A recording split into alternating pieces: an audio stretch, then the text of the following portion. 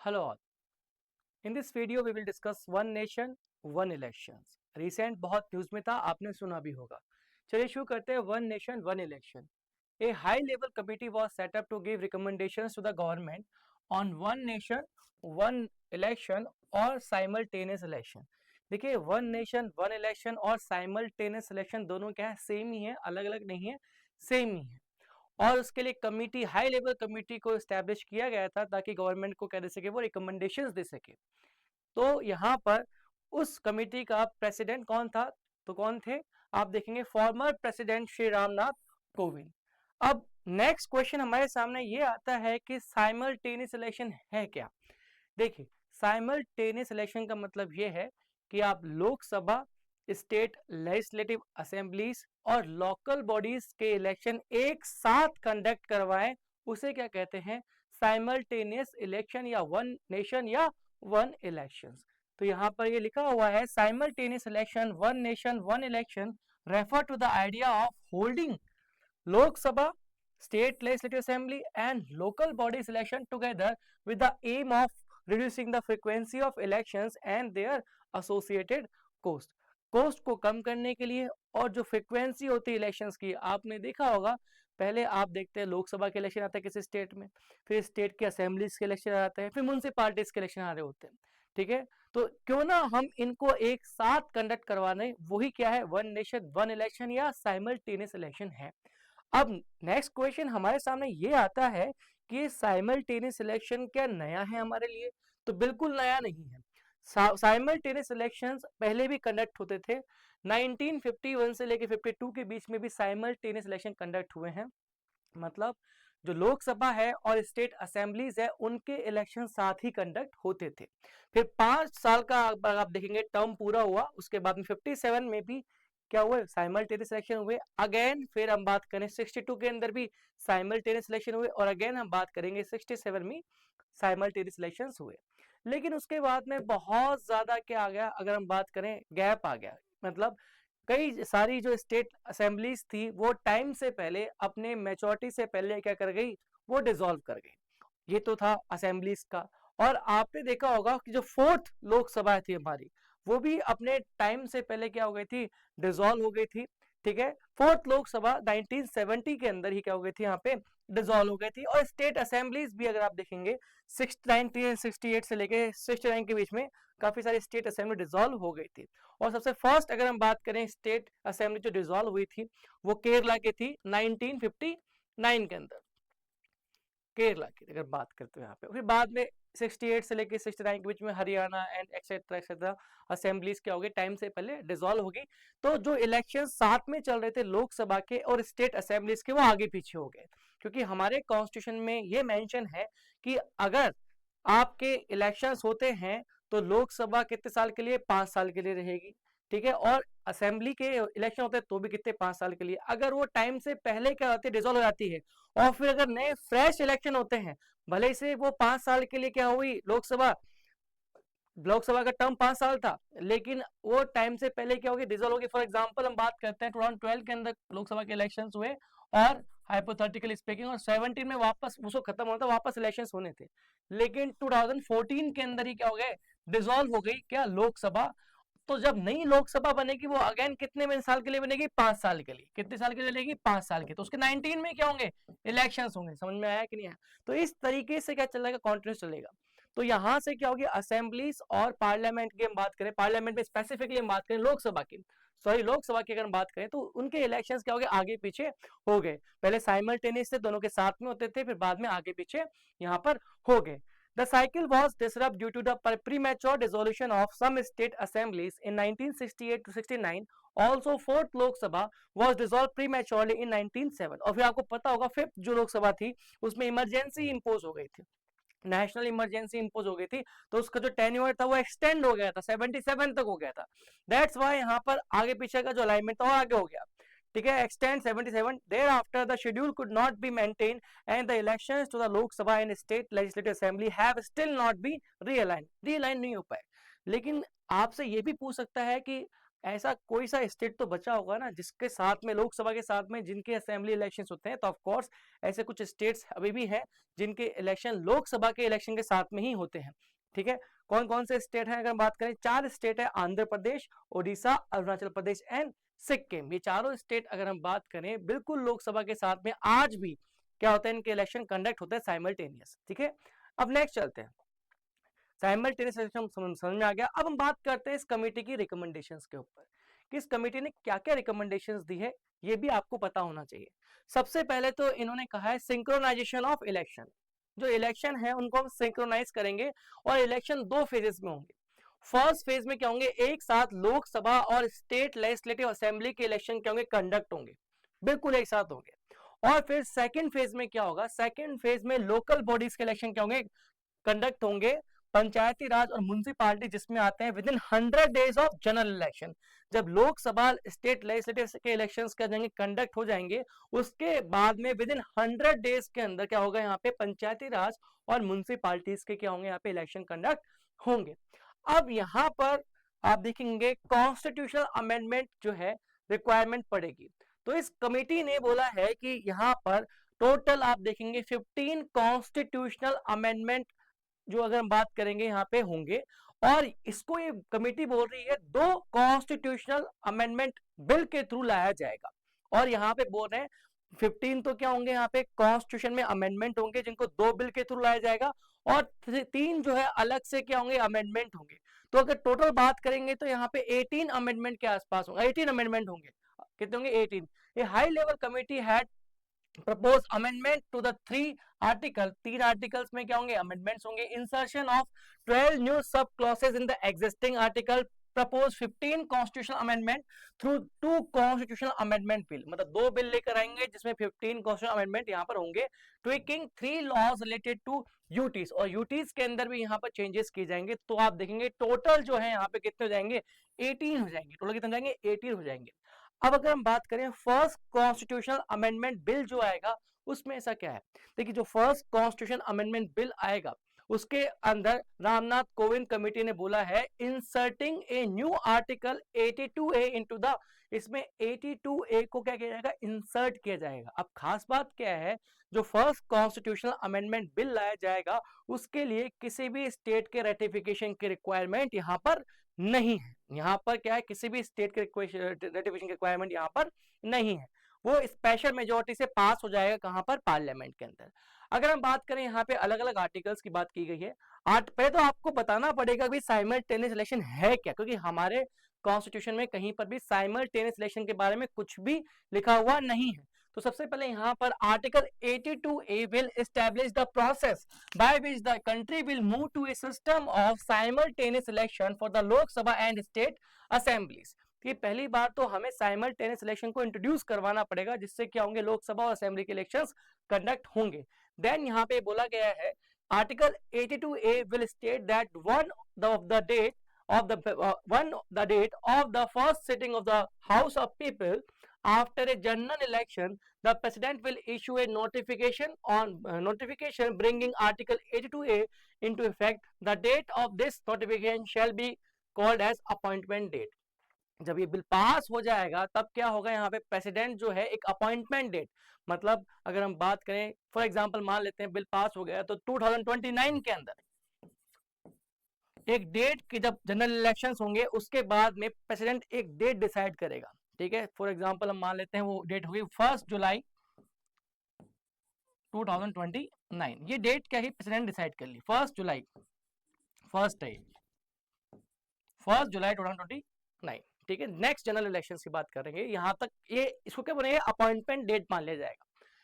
Next article बोल रहा है article 82A2 sub clause 2 will state that all legislative assembly constituted in general election held after the appointment date shall come to end on the expiry of full term of the house of पीपल। People यहाँ पर ये बोला गया है कि हो सकता है कि कुछ असेंबलीज की जो इलेक्शन है 1 जुलाई 2029 के बाद में हो।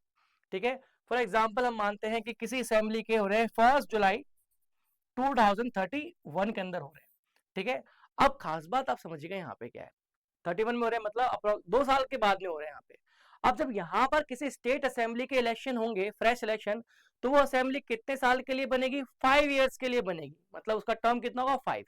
लेकिन यहाँ पे कहा गया है कि 5 ईयर नहीं है, अगर इस अपॉइंटमेंट डेट के बाद में उसके इलेक्शन हो रहे हैं, और जब ये कब तक रहेगा अगर हम बात करेंगे 5 ईयर तक, क्या रहेगा यहाँ पे लोकसभा का टर्म कितना रहेगा? 5 ईयर्स तक, मतलब 34 तक। तो यहाँ पे मेंशन किया हुआ है स्पेसिफिकली कि अगर अपॉइंटमेंट डेट के बाद में किसी स्टेट असेंबलीज के इलेक्शंस होते हैं तो उसके जो 5 साल का टर्म था वो 5 साल का टर्म नहीं रहेगा, वो लोकसभा का जो एंड टर्म है, मतलब 34 के अंदर जो वापस इलेक्शन होंगे लोकसभा के वहां तक रहेगा। मतलब यहाँ पर कितना हो जाएगा? इसको 3 साल काम करेगी बस यहाँ पे, उसके बाद ऑटोमेटिकली क्या हो जाएगी? डिसॉल्व जाएगी। अब डिसॉल्व होने के बाद करेंगे सिंक्रोनस हो जाएंगे, ये लेजिस्लेटिव असेंबली लोकसभा के साथ में क्या हो जाएगी? सिंक्रोनस हो जाएंगे, और इससे हम साइमल्टेनियस इलेक्शन कंडक्ट करवा पाएंगे। यहाँ पे यही लिखा हुआ है।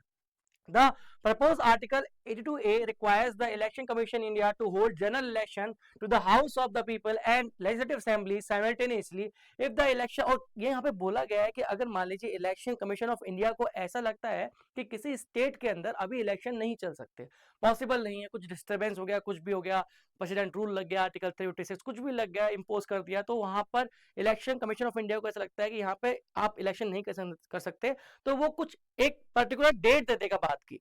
अब खास बात क्या है, उस पर्टिकुलर डेट के बाद में जो इलेक्शंस होंगे, मान लीजिए लोकसभा के इलेक्शंस तो हो गए और इस असेंबली के इलेक्शंस नहीं हुई, जबकि साइमल्टेनियस हो चुके थे, ध्यान रखिएगा यहाँ पे। अब दोनों साइमल्टेनियस हो चुके थे, लेकिन इसके नहीं हो पाए, प्रेसिडेंट रूल लग गया, 6 महीने डिले हो गए।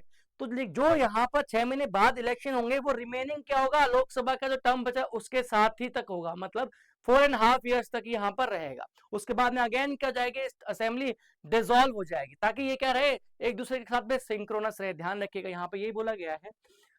If the Election Commission of India believes that elections to any legislative assembly cannot be conducted simultaneously, it may make a recommendation to the president. President को recommendation भेजा जाएगा to declare by an order that the election to the legislative assembly may be conducted at a later date. ठीक है? However, even in cases where the state assembly elections deferred, the full term of the legislative assembly shall end on the same date as the end of the full term of the House of people, मतलब लोकसभा के साथ ही काम करेगा, वैसे उसके बाद में election क्यों नहीं हुए।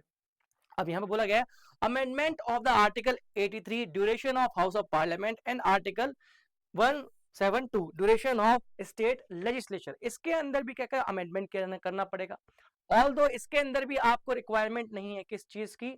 स्टेट के रेटिफिकेशन की रिक्वायरमेंट नहीं है। अगर हम बात करें in case of hung house, a no confidence motion or defection, fresh election to be conducted to constitute the new Lok Sabha or state assembly for the unexpired term of the immediately preceding full term of the houses. It ensures continuity in cycle of simultaneous election. मैंने यही बताया है कि अगर मान लीजिए लोकसभा के elections 2029 से लेके 34 तक है और किसी स्टेट असेंबली के इलेक्शन भी सेम 2029 से लेके 34 तक है, ऐसा कोई केस हो जाता है कि स्टेट असेंबली के जो इलेक्शंस हैं, ठीक है, मतलब जो अगर पार्टी है, ठीक है, स्टेट असेंबली की, वो डिसॉल्व हो जाती है, मतलब यहाँ की गवर्नमेंट क्या होती है? डिसॉल्व हो जाती है, पार्टी को नो कॉन्फिडेंस मोशन मिल जाता है और वहां की सरकार जो है गवर्नमेंट डिसॉल्व हो जाती है।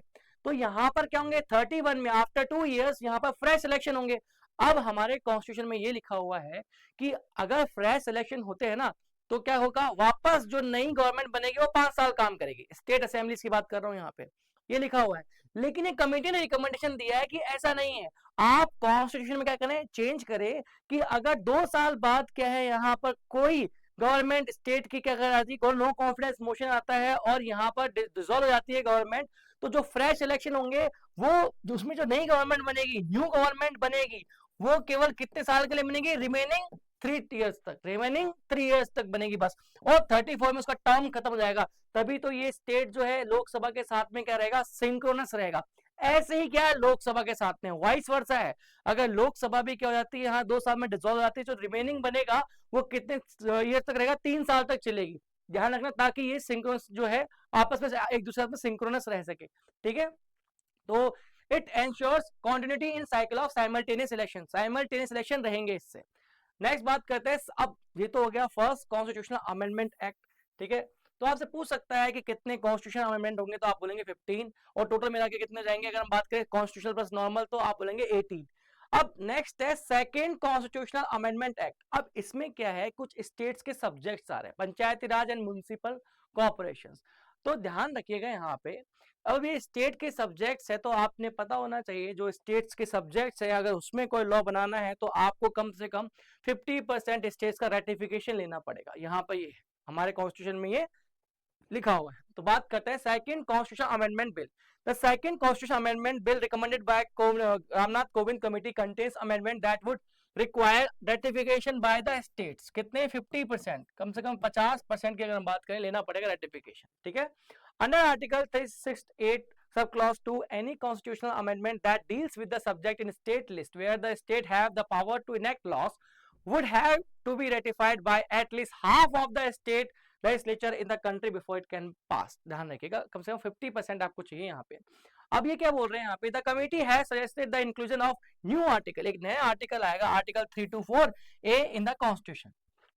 This new article would empower parliament to make laws to ensure that municipalities and panchayat elections are held simultaneously with the general elections।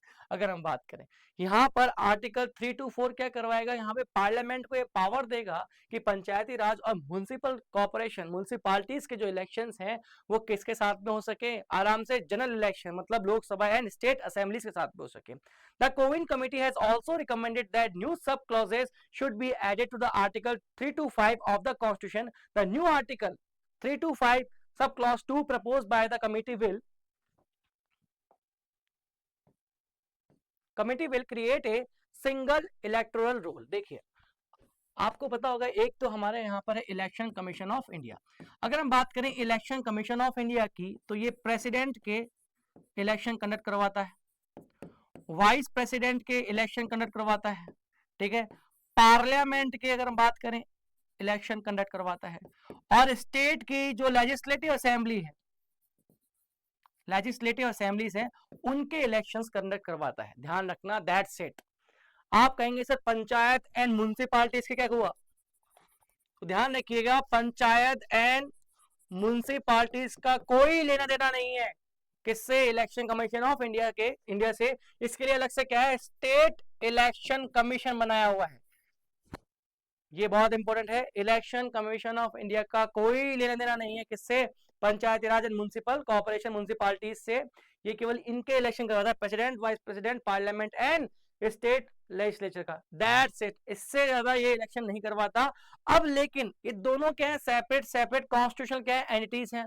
अब आपको क्या करना है, यहाँ पे इलेक्शन कमीशन ऑफ इंडिया को ये चांस देना है कि वो पंचायती राज और म्युनिसिपल कॉर्पोरेशन म्युनिसिपालिटीज के इलेक्शन भी क्या करे, साथ में कंडक्ट करवाए। तो आपको अमेंडमेंट करना पड़ेगा कॉन्स्टिट्यूशन में, और उसके लिए अलग से आर्टिकल डालना पड़ेगा, वो यहाँ पे डाला गया। तो यहाँ पर वो, और इसके लिए देखिए समझिए, यहाँ पर इलेक्शन कमीशन ऑफ इंडिया जब इलेक्शन करवाता है तो अपने इलेक्टोरल रोल तैयार करवाता है, और अगर स्टेट इलेक्शन कमीशन करवाता है तो वो अपने इलेक्टोरल तैयार करवाता है, अलग अलग इलेक्टोरल तैयार करवाते हैं। यहाँ पे ध्यान रखिएगा, तो यहाँ पे बोला है कि अलग अलग ना करवा के अब क्या होगा, अगर ये पास हो जाता है तो सिंगल इलेक्टोरल रोल होगा for every territorial constituencies for election in the house of the people, legislature of state और टू म्युनिसिपालिटीज और पंचायत। मतलब पहले ये अलग करवाते थे, अब वो अलग करवाते थे, अब ऐसा नहीं होगा, एक ही काम में आ जाएगा सब इलेक्शंस के अंदर। This electoral roll shall be made by election commission in consultation with the state election commission. अब यहाँ पर कौन प्रिपेयर करेगा, ये इलेक्शन कमीशन ऑफ इंडिया, किस और कंसल्ट किससे करेगा, स्टेट इलेक्शन कमीशन से। And the electoral roll prepare under this sub article shall substitute an electoral roll prepared earlier by either the election commission under article 324 और the state election commission under article 243K and article 243ZA। Proposed article कौन सा है, 3 वाला। If this recommendation is accepted, the process of creating electoral rolls will be taken over by Election Commission of India करवाएगा, और State Election Commission will play a purely consult लेंगे बस इसके, that's it। अब इसके बाद में ये क्या और क्या रिकमेंडेशन दिया, और बोला है लॉजिस्टिक अरेंजमेंट्स के बारे में। For making logistic arrangements for the conduct of simultaneous election, the Election Commission may draw up a plan, estimate in advance for the procurement of equipment such as EVM, electric, अगर बात करें voting machine की बात, VVPAT की बात करें, voter वेरिफिकेबल paper audit trail की बात करें, deployment of pooling personal officers, security force and make other necessary arrangement. ये सब कौन करेगा, अगर हम बात करें यहाँ पे लॉजिस्टिक अरेंजमेंट देखेगा, इलेक्शन कमीशन देखेगा। ये implementation of group, a dedicated group should oversees and facilitate the execution of simultaneous election reforms। अब ये पूरा ग्रुप क्या करेगा, यहाँ पे देखेगा। अब यहाँ पर नेक्स्ट आता है कि भाई फायदा क्या है, भाई कुछ चीज फायदा होगा, कुछ प्रॉफिट होगा, कुछ तभी तो हम ये कर रहे होंगे। तो ऑफ कोर्स यहाँ पर क्या फायदा है, सबसे पहला फायदा है रिड्यूस फाइनेंशियल बर्डन। देखिए क्या होता है कि इलेक्शन कंडक्ट हुए लोकसभा के, पूरी आपने रिसोर्सेज को मोबिलाइज किया, फिर पता लगा 6 महीने बाद किसी स्टेट में, राजस्थान में क्या थे, पहले राजस्थान में इलेक्शंस थे, फिर बाद में क्या आ गए, लोकसभा के इलेक्शंस आ गए, पहले राजस्थान के इलेक्शन कंडक्ट करवाए, फिर बाद में लोकसभा के इलेक्शन कंडक्ट करवाए, अपने वापस रिसोर्सों को मोबिलाइज किया आपने। देखिए तो टेक्निकली क्या है, आप एक ही काम को बार बार करें तो फाइनेंशियल बर्डन आएगा। और आपको बता दें 2019 के अंदर जो इलेक्शंस कंडक्ट हुए थे उनका जो खर्चा आया था अप्रोक्सीमेटली 55,000 करोड़ के आसपास का खर्चा था। आप देखिए 55,000 करोड़ के आसपास का पूरा खर्चा हुआ आया था, और ये कॉन्टिन्यूसली बढ़ेगा ही, आप देखेंगे ऐसे नहीं कि कम होगा, ये बढ़ता ही जाएगा। लेकिन अगर मान लीजिए हम लोकसभा के इलेक्शन साथ में कंडक्ट करवा रहे हैं और साथ में स्टेट असेंबली से कंडक्ट करवा रहे हैं, तो आपको रिसोर्सेज को एक ही बार ही मोबिलाइज करना पड़ेगा, ठीक है, बार बार नहीं करना पड़ेगा, फाइनेंशियल बर्डन क्या हो जाएगा, कम हो जाएगा। तो यहाँ पे बोला गया है कि 4 से 5 हजार करोड़ आपके बच जाएंगे, ऐसा बोला गया है यहाँ पे, जिसको आप और भी एक्टिविटीज पे काम में ले सकते हैं।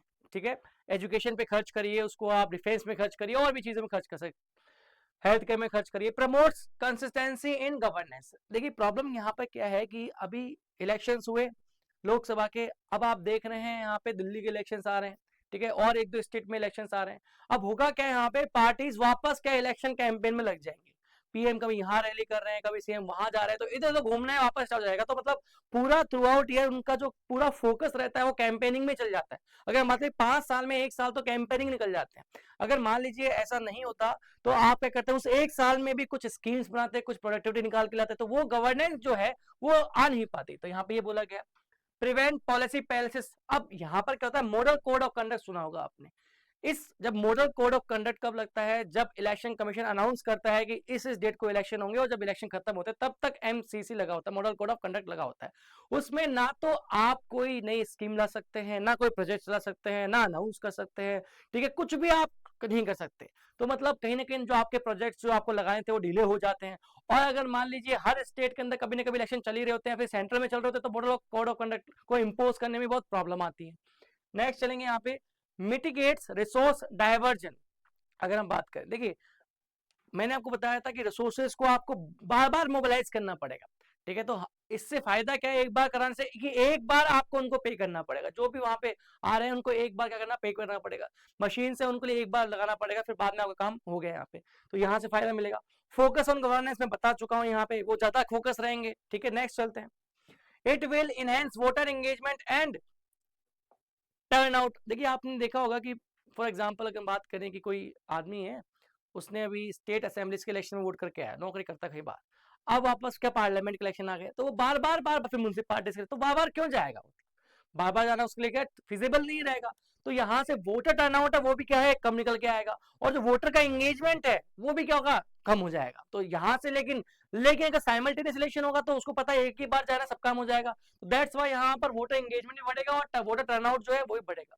नेक्स्ट हम चलते हैं डायरेक्ट अकाउंटेबिलिटी। देखिए आपको पता होगा नॉर्मली ये देखा गया है 2014 के अंदर, 2019 के अंदर, ये साइमल्टेनियस इलेक्शन होते हैं तो जो नेशनल पार्टी मतलब नेशनल पार्टी होती है वही इस स्टेट में आती है। तो फायदा इससे ये है कि स्टेट में अगर वही रहेगी तो आप जब क्वेश्चन उठाएंगे कि ये काम क्यों नहीं हुआ, तो वो अकाउंटेबल रहेगी, वो ब्लेम नहीं कर सकती। अगर मान लीजिए दूसरी पार्टी रहेगी कहाँ पे, सेंट्रल के अंदर, और स्टेट के अंदर दूसरी पार्टी रहेगी, तो ब्लेम गेम खेलते रहेंगे।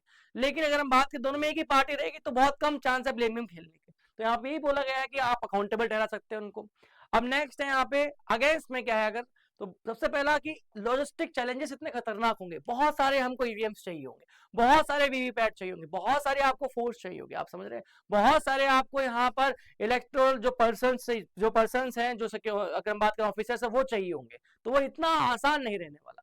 सेकंड है लोकल प्रायोरिटीज खत्म हो जाएगी। जैसे मैंने अभी आपको बताया कि 2014 के अंदर और 19 के अंदर जब इलेक्शंस हुए थे, तब साइमल्टेनियस, जब ये इलेक्शंस हुए चारों स्टेट की हम बात कर रहे हैं, इनमें साइमल्टेनियस इलेक्शन हो रहे हैं, किस पे, इन चारों स्टेट से जो हम बात करते हैं, आंध्र प्रदेश की हमने बात की थी, सिक्किम की बात की थी, इन चारों स्टेट पे इलेक्शंस आप देखेंगे लोकसभा के साथ में होते हैं। तो 14 के अंदर 19 के अंदर इनमें जो गवर्नमेंट आई थी वो कौन सी आई थी, जो सेंट्रल में आई थी, ठीक है, तो यहाँ पर हो सकता है कि जो रीजनल पार्टीज है वो खत्म हो जाए, क्योंकि नेशंस के मुद्दे चढ़ेंगे यहाँ पे, ठीक है, जो नेशनल इंटरेस्ट में होगा वो पार्टी यहाँ पर आ जाएगी। कॉम्प्लेक्स रिफॉर्म नीडेड, इतना आसान नहीं है, आप देख रहे हैं कि कितने सारे कॉन्स्टिट्यूशनल अमेंडमेंट एक्ट चाहिए आपको, उसमें आपको जोड़ना पड़ेगा, ठीक है, तो ये सारी चीजें यहाँ पर है नहीं। Implementing simultaneous election would require significant constitutional amendment and changes to existing electoral laws posing legal complexities, तो कॉम्प्लेक्सिटीज तो डेफिनेटली इसमें आनी ही वाली है। नेक्स्ट चलते हैं यहाँ पे। अब क्या कभी किसी ने प्रीवियस, अगर हम बात करें ईयर्स में रिकमेंडेशन दी है, तो ऑफकोर्स रिकमेंडेशन दी है। अगर हम बात करें द लॉ कमीशन ने दी है 770 रिपोर्ट अपनी 1990 के अंदर कि हाँ करवाने चाहिए। अगर हम बात करें पार्लियामेंट्री स्टैंडिंग कमेटी ने अपनी 79th रिपोर्ट 2015 में उसमें इसको बोला है। नीति आयोग पेपर का 2017 में फेवर किया है कि वन नेशन वन इलेक्शन होना चाहिए। और 21st लॉ कमीशन जो 2018 में बोला था, इसने भी क्या रिकमेंडेशन दी थी। अब नेक्स्ट ये है कि कई वर्ल्ड में कहीं पर साइमल्टेनियस इलेक्शन हो भी रहे हैं कि नहीं, या हम पहले, तो ऐसा नहीं है, हो रहे हैं। रिसेंट हम बात करें, इंडोनेशिया ने अडॉप्ट किया था किसको, वन नेशन वन इलेक्शंस को 2019 के अंदर, तो यहाँ पर भी साइमल्टेनियस इलेक्शन हो रहे हैं। साउथ अफ्रीका में भी साइमल्टेनियस इलेक्शन हो रहे हैं, स्वीडन में भी हो रहे हैं और बेल्जियम में भी हो रहे हैं। तो ये हमने यहाँ पर पूरा डिस्कस कर लिया है one nation one election. Thank you very much.